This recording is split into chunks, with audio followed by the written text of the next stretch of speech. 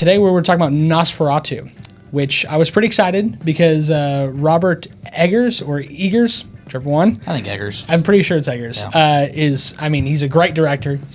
He's done a couple of like my favorite films. The Lighthouse, which was so good, and we actually brought a friend to that was like his first rated R film, and that was a ride. I always tell that story to anybody I mention The Lighthouse to. Yeah, it's a good story. He's like, I've never seen a rated R movie before. Was this rated R? Yes. Shows some naked mermaids and stuff, and he's like, okay. It was definitely rated R. Yeah, it's definitely rated R. This new one has a whole new cast except for Willem Dafoe. He's back. Classic. But it's got Nicholas Hoult and Aaron Taylor Johnson, Lily Rose Depp. And of course, Bill Skarsgard. My boy. The GOAT, the dude. Which, fun fact, he said in an interview, can't remember who it was from, but that after playing Count Orlok in this film, he had to like take a break for a little bit because the character he thought was like just so evil. And I'm like, that's disturbing coming from the person who played Pennywise and the Crow. Yeah. So, but no, we like to break these down in about 5 categories, and that goes performances, the story, the music, the visuals, and the impact. So we're going to go ahead and start off with the performances. Zach, start us off. Well, pretty great performances, really all the way around. It's pretty good.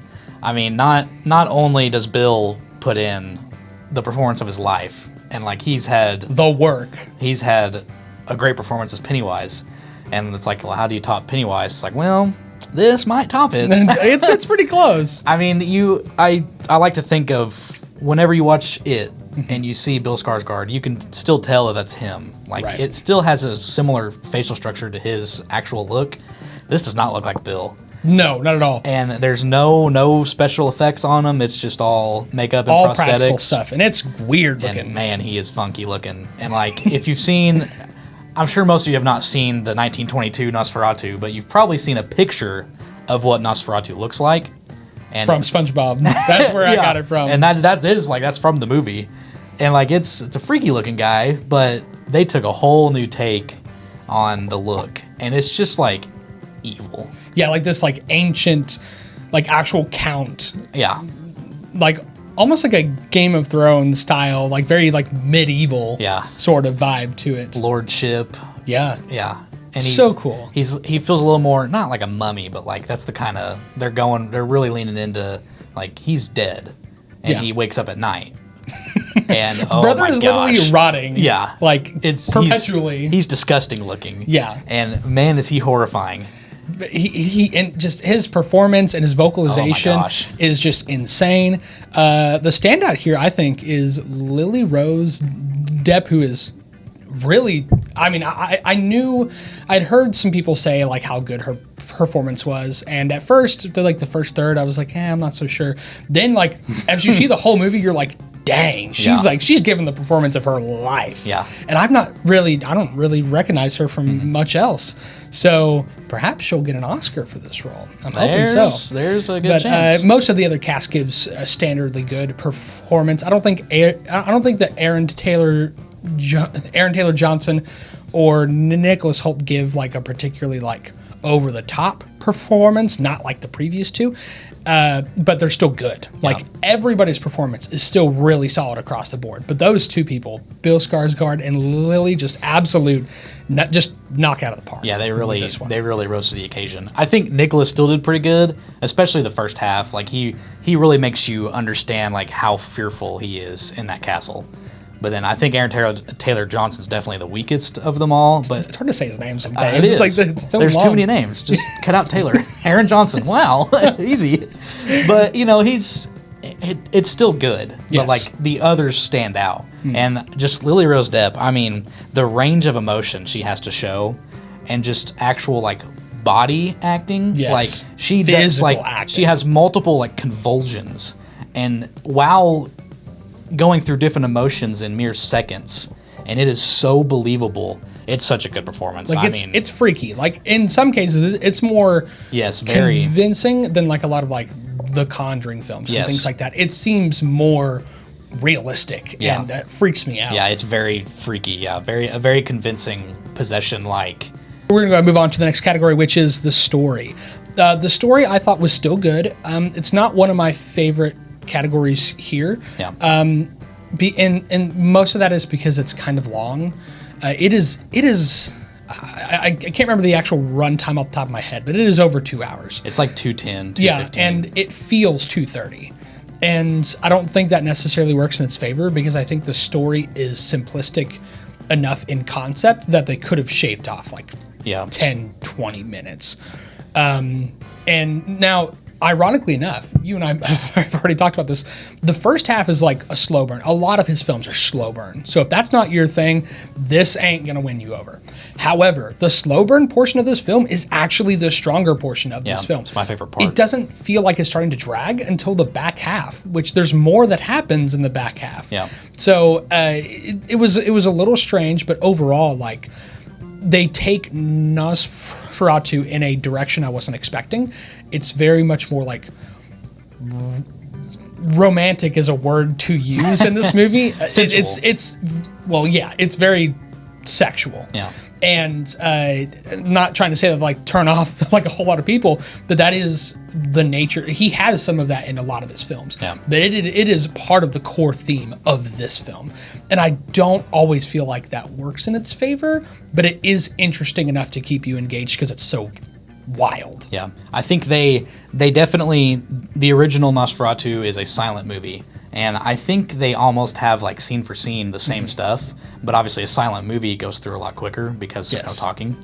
And so it seems he didn't want to cut out anything from like the original story, and there's just a lot of ground to cover. It's a simple enough story, but there's so much ground to cover, and they do such a good job of like making you fear Count Orlok in the first half that takes up a good chunk, and then the second half is just flying you through. Just go. And it's, I definitely agree. I think the story is actually the weakest part of this movie. Yeah, agreed. And but not bad. It's just the odd pacing for a movie like this, but nothing terrible. It's just, you notice it when the first half is a great slow burn, and then it changes to, okay, now we gotta get all the exposition out and explain exactly what's happening, and this and this have to happen before this happens, and you'll notice it. So it's the weaker part of a great movie.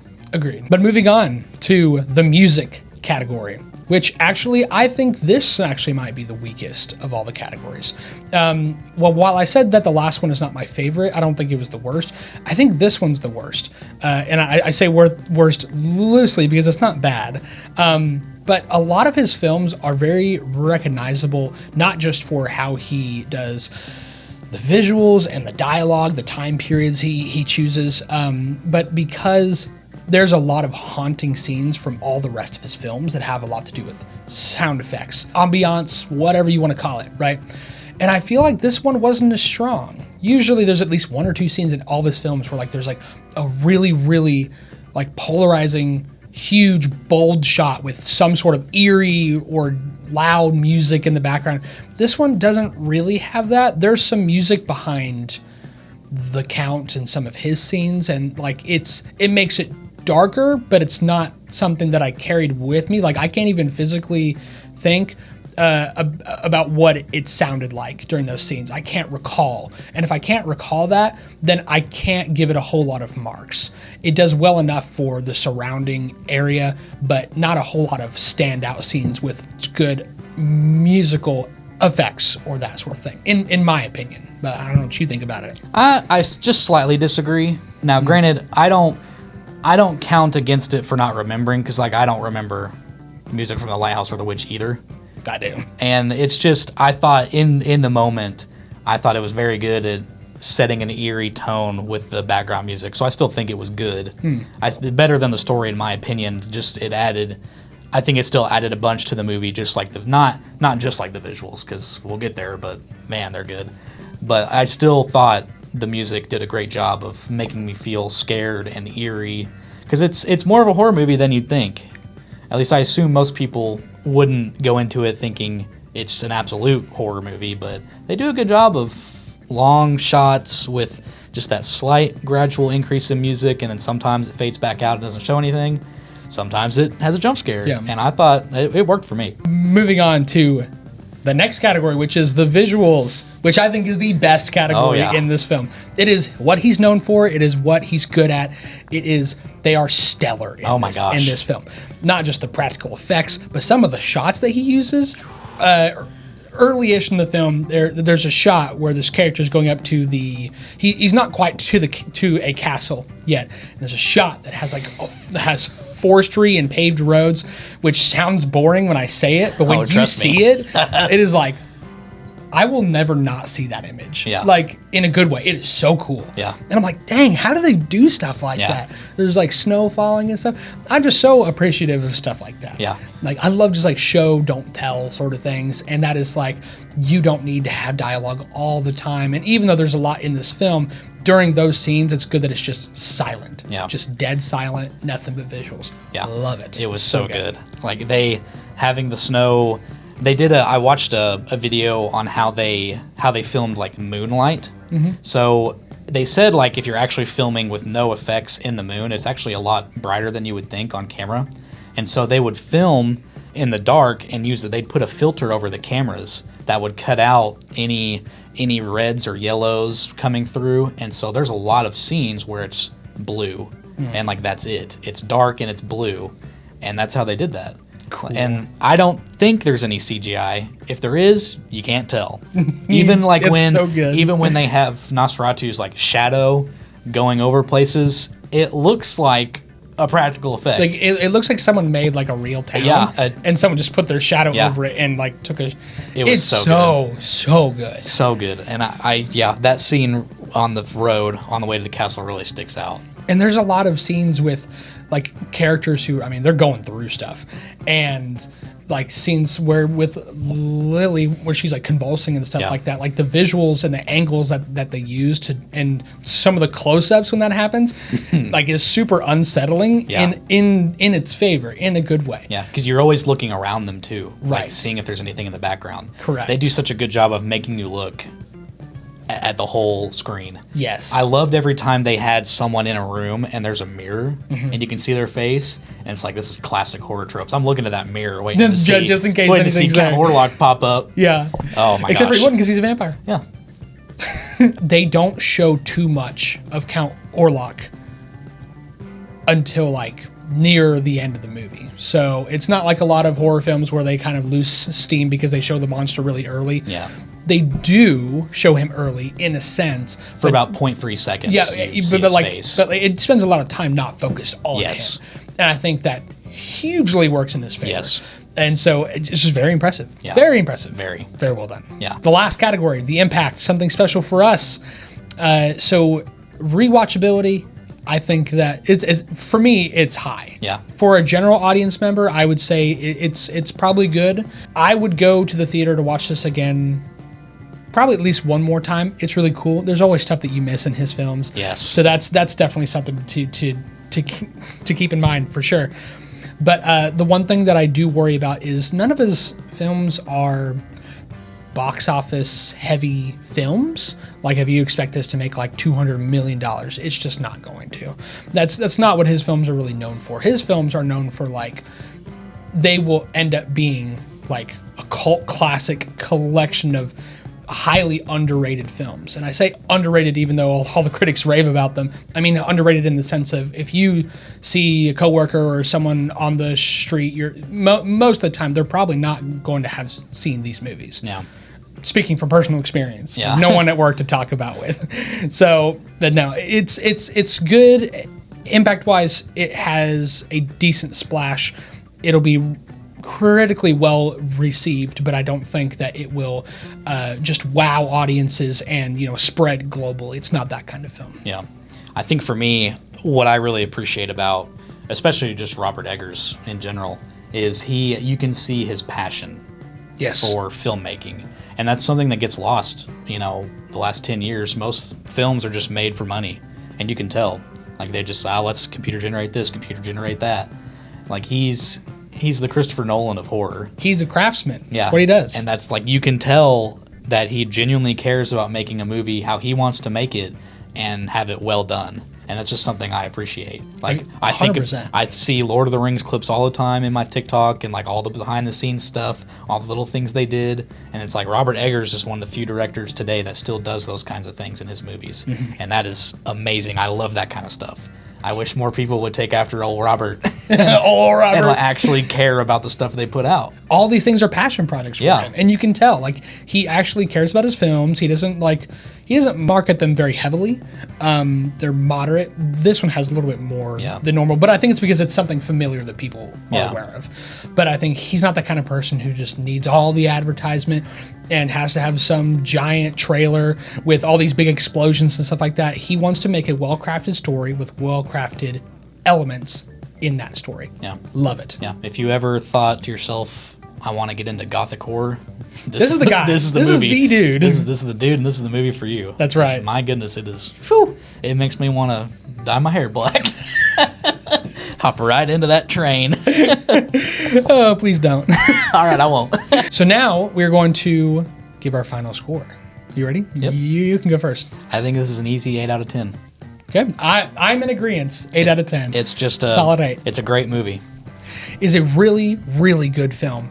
And I do think it misses a few things. I think it's a little bit long. There's a couple of story pieces that don't quite work for me. The second half definitely drags on just a little bit despite its pacing. Yeah. And that may be the thing right there. It's pacing. But otherwise, it is super well crafted. Yeah. The performances are great. The visuals are great. The music could use a little bit more. But otherwise, there's a lot to love in this film. Yeah. But it's not going to like blow any other film out of the water. It's just extremely well crafted, and it should be appreciated as such. But it's not some big box office blockbuster type thing. Yeah, It's just not that kind of movie. It's not changing the horror or gothic genre. You know, it's just a good movie. It's a not great movie. Yes, and it's not my favorite of his films. It's probably my second or third. Still think The Lighthouse is probably my favorite. It's pretty good. Go see that one too. It might be my favorite, and that's mainly just because of old Bill. Old Bill, my goodness, is good. I love seeing Bill in makeup. He's a sight to behold. He is the goat of creepy dudes. Of disturbing. Yeah. Like messed up villains. Yeah, I hope he continues to do this kind of stuff because my gosh, he is good in it. He's very good. And he puts in an effort like no one else. Very appreciative of that.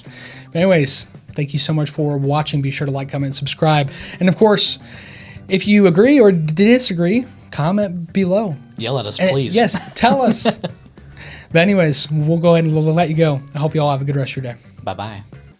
Thank you so much for watching Hollywood Impact. Be sure to subscribe to get the latest from our channel. And of course, I hope you all have a great rest of your day.